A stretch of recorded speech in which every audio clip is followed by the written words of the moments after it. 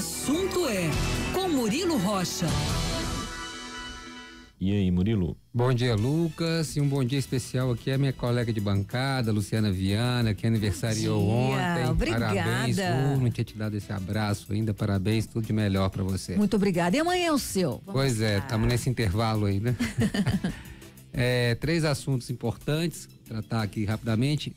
Primeiro deles, aquele trágico acidente ontem aqui no Belvedere, as causas ainda estão sendo apuradas, mas relatos, né, de funcionários aí já acolhidos pela Polícia Civil e que eles falaram para a imprensa também, parece que esse grupo que acabou sendo soterrado estava tentando escorar justamente esse talude que apresentou uma trinca, né, uma rachadura.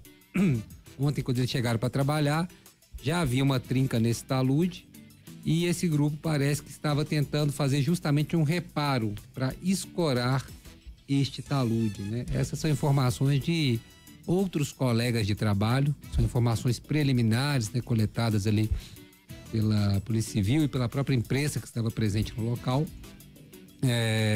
Parece que eles estão tentando fazer um reparo, né? Evitar justamente que esse talude cedesse, mas infelizmente ele acabou cedendo, né? Desmoronando justamente na hora que a engenheira e os outros 3 funcionários, né, os outros 4 na verdade, estavam ali debaixo, soterrou 5 pessoas, 4 delas infelizmente morreram, 4 vítimas, né, desse acidente ontem aqui numa construção, numa obra de um supermercado no bairro Belvedere, e um deles escapou, tá aí se recuperando, ao que tudo indica, né, vai conseguir escapar desta.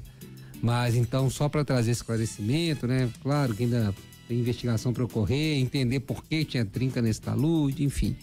Apesar que a obra estava toda regularizada, todas as informações até agora, a obra estava em dia aí com as obrigações dela, com a prefeitura, parece que tudo corria dentro de certa normalidade até o dia de ontem, quando esse talude dessa obra de um supermercado no bairro Belvedere, aqui pertinho da Band, cedeu, soterrando aí 5 funcionários, 4 deles, infelizmente, uma engenheira e 3 operários morreram, né? E a engenheira, essas coisas, esses dramas humanos, assim, né? Que a gente acaba se apegando aos detalhes, né? Ela postou uma foto no dia anterior, né? Da tragédia no Stories dela, no aplicativo Instagram. Ela publicou uma foto da obra, né? Falando que amava o trabalho dela, né? Ela postou a foto com essa legenda, né? Amo o meu trabalho. Um dia antes dessa tragédia, né? Então esses detalhes que acabam nos sensibilizando mais, claro, todas as vítimas, todos os outros têm histórias também, né? Se a gente for pesquisar, mas chamou a atenção esse detalhe, né? Da engenheira ter postado uma foto no dia anterior, né? Da tragédia, falando quanto que ela gostava do trabalho dela e mostrando justamente o canteiro de obras, onde no dia seguinte ela seria vítima fatal deste acidente aqui em Belo Horizonte. Esse é um ponto, né? Então eles estavam tentando escorar esse talude no momento da tragédia. Esse é um ponto. Outro assunto importante, esse, né? A gente vai ter uma entrevista daqui a pouco que o Lucas fez com o secretário de governo do governo Zema, Gustavo Valadares, deputado estadual licenciado, Gustavo Valadares, que era líder do governo, né? Na Assembleia, depois virou secretário de governo. E coube a ele aí apresentar, né, levar esse plano aí do governo, né, esse plano de recuperação fiscal à Assembleia, um plano complexo com muitas medidas amargas para o servidor, né, para o Estado, aí um arroxo, né, nas contas, uma previsão de congelamento de salário, apenas 2 revisões, esse termo foi usado em 10 anos, previsto inicialmente. Então o clima dos servidores hoje, conversando com algumas categorias, é de extrema apreensão, né? Já estão aí marcando protestos, possíveis paralisações. Ontem, em entrevista aqui à Band News, o Sindipúblico já falando de uma paralisação geral, e agora a tentativa deles também de mobilizar aí os deputados. Logicamente o governo também vai fazer esse trabalho. A gente acabou de informar aqui que o governador Zema se reuniu ontem com o presidente da Assembleia, Tadeu Leite, logicamente para pedir, né, um trâmite. Uma mão amiga, né? Um trâmite agilizado o processo, né, que possa agilizar, passar pelas comissões, porque ele tem que ser aprovado até dezembro, ou seja, a toque de caixa, né?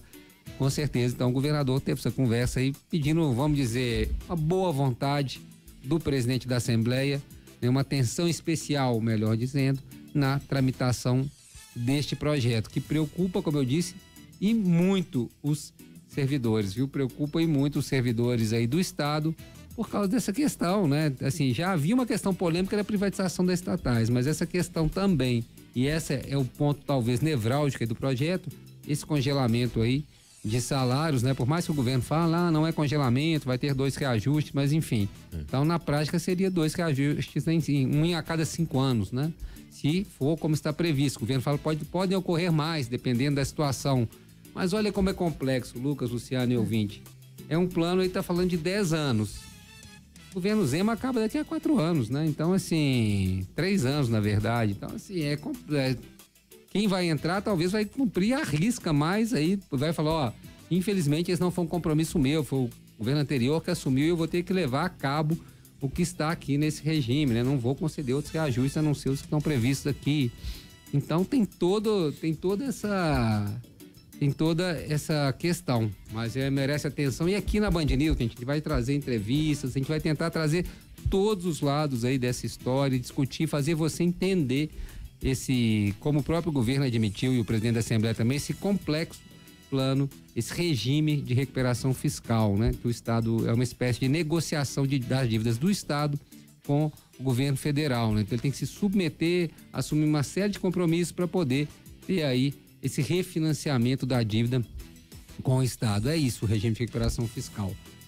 Então nós vamos trazer aqui sempre, toda semana pelo menos, uma entrevista de um lado do servidor, lado do governo, especialistas, né, na área econômica, para poder contar pra gente aí o que está por trás, né, o que está nas letras miúdas desse plano, desse regime de recuperação fiscal.